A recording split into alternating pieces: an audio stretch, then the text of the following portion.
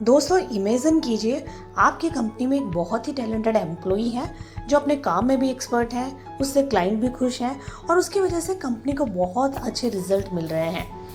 लेकिन एक दिन वो आपके पास आता है और कहता है कि सर मैं कंपनी छोड़ना चाहता हूँ। अब सवाल ये है कि क्या एचआर के पास उस एम्प्लॉय को रिटेन करने के लिए कोई इफेक्टिव स्ट्रेटजी है?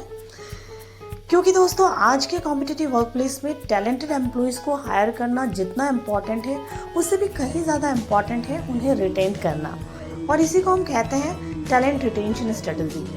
तो दोस्तों आज के इस वीडियो में हम जानेंगे कि एचआर किस तरह से इफेक्टिव स्ट्रेटजीज़ के थ्रू अपने टैलेंटेड एम्प्लॉयज़ को ऑर्गेनाइजेशन के साथ में लंबे समय तक जोड़ कर रख सकता है। तो दोस्तों अगर आप टैलेंट रिटेंशन को और अच्छी तरीके से समझना चाहते हैं तो टैलेंट रिटेंशन का मतलब होता है ऑर्गेनाइजेशन के स्किल्ड, एक्सपीरियंस्ड और हाई परफॉर्मिंग एम्प्लॉयज़ को लंबे समय तक ऑर्गेनाइजेशन के साथ में बनाए रखना। क्योंकि जब एक टैलेंटेड एम्प्लॉयज़ कंपनी छोड़ता है तो ऑर्गेनाइजेशन को केवल एक एम्प्लॉय का लॉस नहीं होता है, बल्कि कंपनी को फेस करना पड़ता है recruitment cost, training cost, productivity loss, knowledge loss और टीम मोरल पर भी नेगेटिव इम्पैक्ट पड़ता है। इसलिए एचआर की रिस्पॉन्सिबिलिटी है कि वो सिर्फ राइट टैलेंटेड एम्प्लॉयज़ को हायर ही नहीं करे बल्कि उन एम्प्लॉयज़ को रिटेंड भी करे। तो दोस्तों इसी पूरे प्रोसेस को टैलेंट रिटेंशन कहा जाता है। एक ऑर्गेनाइजेशन के अंदर एचआर अपने टैलेंटेड एम्प्लॉयज़ को किस तरीके से रिटेन करके रखे, उसकी क्या इफेक्टिव स्ट्रेटजीज होगी। तो सबसे पहली स्ट्रेटजी है फेयर और कॉम्पिटिटिव कंपनसेशन। एम्प्लॉयज़ को उनकी स्किल्स, एक्सपीरियंस, परफॉर्मेंस और मार्केट वैल्यू के अकॉर्डिंगली फेयर सैलरी मिलनी चाहिए। लेकिन रिटेंशन कई बार केवल सैलरी से नहीं होता है। एचआर को सैलरी के अलावा भी अपने एम्प्लॉयज़ को incentives, performance bonus, health benefits, paid leaves और कई टाइप के रिवार्ड्स जो है वो अपने एम्प्लॉयज़ को देने चाहिए। उसी से एम्प्लॉय अपनी ऑर्गेनाइजेशन में रिटेन होके रहते हैं। सेकेंड स्ट्रेटजी है clear career growth and promotion path. एक टैलेंटेड एम्प्लॉय के मन में हमेशा एक ही प्रश्न होता है कि मैं इस ऑर्गेनाइजेशन में आगे कहाँ तक पहुँच सकता हूँ। अगर एम्प्लॉय को करियर ग्रोथ दिखाई नहीं देती है तो वो दूसरी अपॉर्चुनिटी तलाश करता है और दूसरी कंपनी में चला जाता है। इसीलिए एचआर को एम्प्लॉयज़ के लिए करियर पाथ, प्रमोशन क्राइटेरिया और डेवलपमेंट अपॉर्चुनिटीज़ को क्लियर रखना चाहिए और टाइम टू टाइम उन्हें ये अपॉर्चुनिटी प्रोवाइड करते रहना चाहिए। थर्ड स्ट्रेटजी है लर्निंग, ट्रेनिंग और अपस्किलिंग। आज एम्प्लॉयज़ केवल जॉब नहीं चाहते हैं, वे एक कंटिन्यूस लर्न करना चाहते हैं। इसलिए एचआर की रिस्पॉन्सिबिलिटी है कि वो अपने एम्प्लॉयज़ को नई स्किल सिखाए, अपने एम्प्लॉयज़ की कैपेबिलिटी को इम्प्रूव करें, उन्हें डिफरेंट टाइप की अपॉर्चुनिटी दे ताकि वो अपनी स्किल्स और कैपेबिलिटी को इम्प्रूव कर सकें। तो दोस्तों आज के पर्सपेक्टिव में एचआर डिपार्टमेंट का काम है कि वो अपने एम्प्लॉयज़ को जो लेटेस्ट एआई टूल्स हैं उनके बारे में सिखाएं। HR analytics, digital HR, leadership skills, ऐसी ट्रेनिंग्स उसे अपने एम्प्लॉयज़ को देनी चाहिए ताकि एम्प्लॉय को ये फील हो कि उनका ऑर्गेनाइजेशन उनके प्रोफेशनल डेवलपमेंट में भी इन्वेस्ट कर रहा है। नेक्स्ट स्ट्रेटजी है रिकॉग्निशन और एप्रिशिएशन। कई बार एम्प्लॉयज़ कंपनी इसलिए नहीं छोड़ते हैं क्योंकि उन्हें सैलरी कम दी जा रही है, बल्कि वे कंपनी इसलिए छोड़ते हैं क्योंकि उनको लगता है कि उनकी वैल्यू जो है वो ऑर्गेनाइजेशन में कम होती जा रही है। इसलिए एचआर की रिस्पॉन्सिबिलिटी है कि वो अपने एम्प्लॉयज़ की अच्छी परफॉर्मेंस के लिए उन्हें अच्छे रिवार्ड्स प्रोवाइड करें, उन्हें अप्रिशिएट करें, जिससे एम्प्लॉयज़ का मोरल इंक्रीज़ हो और वो ऑर्गेनाइजेशन छोड़ने के बारे में सोचे भी ना। इसीलिए आपने देखा होगा कि बहुत सारी कंपनीज़ में एचआर जो है वो एम्प्लॉयज़ की एप्रिशिएशन के लिए employee of the month, performance awards, appreciation messages, ये सारे टेक्निक्स का यूज़ करके अपने एम्प्लॉय को अप्रिशिएट करता है, रिवार्ड देता है, ताकि एम्प्लॉय को भी ये महसूस होता है कि वो उस ऑर्गेनाइजेशन के अंदर उनकी भी एक वैल्यू है। टैलेंट रिटेंशन की अगली स्ट्रेटजी है पॉजिटिव और रेस्पेक्टफुल वर्क कल्चर। अगर वर्क प्लेस का एनवायरनमेंट टॉक्सिक है, एम्प्लॉयज़ को रेस्पेक्ट नहीं मिलती है या उनको बात रखने में डर लगता है तो टैलेंटेड एम्प्लॉयज़ लंबे समय तक उस ऑर्गेनाइजेशन में काम नहीं कर पाएंगे। इसीलिए एचआर को एक ऐसा कल्चर क्रिएट करना चाहिए जहां एम्प्लॉयज़ को रेस्पेक्ट मिले, कम्युनिकेशन ओपन हो, बुलिंग और हरेसमेंट को टॉलरेट न किया जाए, एम्प्लॉयज़ की आवाज़ को सुना जाए और वर्क प्लेस साइकोलॉजिकली भी सेफ हो। तो इससे ऑर्गेनाइजेशन में पॉजिटिव वर्क कल्चर एम्प्लॉयज़ के लिए बनता है और एम्प्लॉय का रिटेंशन भी इंक्रीज होता है। नेक्स्ट स्ट्रेटजी है सपोर्टिव लीडरशिप और गुड मैनेजर्स। कई बार एम्प्लॉय ऑर्गेनाइजेशन नहीं बल्कि अपने मैनेजर्स को छोड़ते हैं।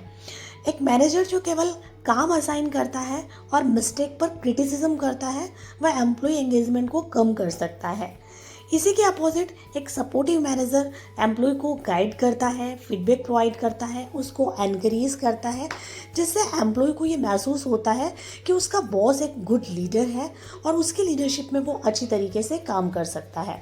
वही टैलेंट रिटेंशन की अगली स्ट्रेटजी है एम्प्लॉय फीडबैक को सीरियसली लेना। एम्प्लॉय से फीडबैक लेना इजी है, लेकिन उस फीडबैक पर एक्शन लेना ज़्यादा इम्पॉर्टेंट है। एचआर को रेगुलर अपने एम्प्लॉयज़ का सर्वे करना चाहिए, 1-to-1 मीटिंग्स कंडक्ट करनी चाहिए और फीडबैक सेशन कंडक्ट करनी चाहिए और फीडबैक लेने के बाद में उन फीडबैक को एक्शन में भी लिया जाना चाहिए, जिससे एम्प्लॉयज़ का ऑर्गेनाइजेशन पर ट्रस्ट बढ़ता है। टैलेंट रिटेंशन की नेक्स्ट स्ट्रेटजी है वर्क लाइफ बैलेंस और फ्लेक्सिबिलिटी। आज के वर्क प्लेस में एम्प्लॉयज़ के लिए वर्क लाइफ बैलेंस बहुत इंपॉर्टेंट हो गया है। HR flexible working hours, hybrid work, leave policies और फैमिली फ्रेंडली पॉलिसीज़ जैसे ऑप्शंस प्रोवाइड कर सकता है, जहां जॉब नेचर के अनुसार पॉसिबल हो। और ऐसे सपोर्ट एम्प्लॉय की लॉयल्टी को और ज़्यादा स्ट्रेंथन करते हैं। वही टैलेंट रिटेंशन की स्ट्रेटजी है एम्प्लॉय वेलबींग और मेंटल हेल्थ सपोर्ट। एक एम्प्लॉय तभी अच्छा परफॉर्म कर सकता है जब वह फिजिकली और मेंटली हेल्दी हो। इसलिए एचआर को एम्प्लॉय वेलबींग को केवल एक एक्टिविटी की तरह नहीं देखना चाहिए, बल्कि लॉन्ग टर्म एचआर स्ट्रेटजी की तरह देखना चाहिए। कंपनी के अंदर stress management sessions, wellness activities, health checkups, employee assistance initiatives HR को स्टार्ट करने चाहिए। इससे एम्प्लॉयज़ को फील होगा कि ऑर्गेनाइजेशन उनके वेलबींग को जेन्युइनली केयर कर रहा है और उससे एम्प्लॉयज़ का एंगेजमेंट और कमिटमेंट का लेवल भी इंक्रीज होता है। इसके अलावा सबसे लास्ट स्ट्रेटजी है स्टे इंटरव्यूज़। एम्प्लॉयज़ के जाने से पहले उसकी बात सुनिए। ये एक बहुत ही इफेक्टिव लेकिन अक्सर इग्नोर की जाने वाली स्ट्रेटजी है। एचआर को एम्प्लॉय के रेजिग्नेशन का वेट नहीं करना चाहिए, बल्कि उसे इंस्टेंटली एचआर और मैनेजर्स को समय समय पर स्टे इंटरव्यूज़ कंडक्ट करने चाहिए। इसमें एम्प्लॉय से पूछा जा सकता है कि आपको इस ऑर्गेनाइजेशन में काम करने में सबसे ज़्यादा क्या पसंद है, आपको यहाँ किस चीज़ से फ्रस्ट्रेशन होती है, ऐसी कौन सी चीज़ है जो आपको कंपनी छोड़ने के बारे में सोचने पर मजबूर कर सकती है। तो इस तरह के प्रश्नों से हम ये जान सकते हैं कि एक टैलेंटेड एम्प्लॉइज़ क्या उस ऑर्गेनाइजेशन में अपनी करियर ग्रोथ नहीं देख पा रहा है, या एचआर रेजिग्नेशन आने से पहले ही उससे डेवलपमेंट प्लान जो है वो पूछ सकता है। उससे हम एम्प्लॉय के रिटेंशन को बना के रख सकते हैं। टैलेंट रिटेंशन की सबसे लास्ट स्ट्रेटजी है पर्सनलाइज रिटेंशन स्ट्रेटजीज़। ये सबसे इम्पॉर्टेंट बात है कि हर एम्प्लॉय की ज़रूरत एक जैसी नहीं होती है। एक एम्प्लॉय के लिए सैलरी बहुत इंपॉर्टेंट हो सकती है, तो दूसरे एम्प्लॉय के लिए करियर ग्रोथ बहुत ज़्यादा इंपॉर्टेंट हो सकता है।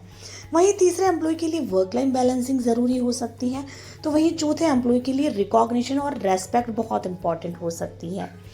इसीलिए एचआर को one size fits all approach के बजाय एम्प्लॉय नीड के अकॉर्डिंगली पर्सनलाइज रिटेंशन स्ट्रेटजी बनानी चाहिए।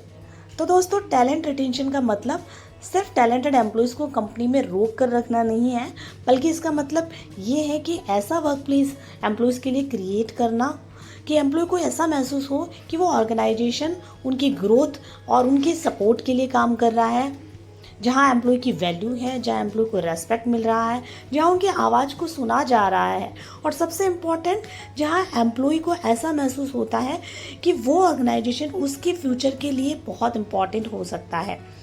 इसीलिए एक इफेक्टिव टैलेंट रिटेंशन स्ट्रेटजी में केवल सैलरी और इंसेंटिव्स ही नहीं, बल्कि career growth, learning, recognition, leadership, work life balancing, employee wellbeing, employee voice, इन सभी फैक्टर्स का कॉम्बिनेशन होना चाहिए। अगर एचआर इन फैक्टर्स को इफेक्टिवली मैनेज करता है तो ऑर्गेनाइजेशन न केवल टैलेंटेड एम्प्लॉयज़ को रिटेन कर सकता है, बल्कि employee engagement, productivity, long term organizational success, इन सभी को भी मजबूत कर सकता है।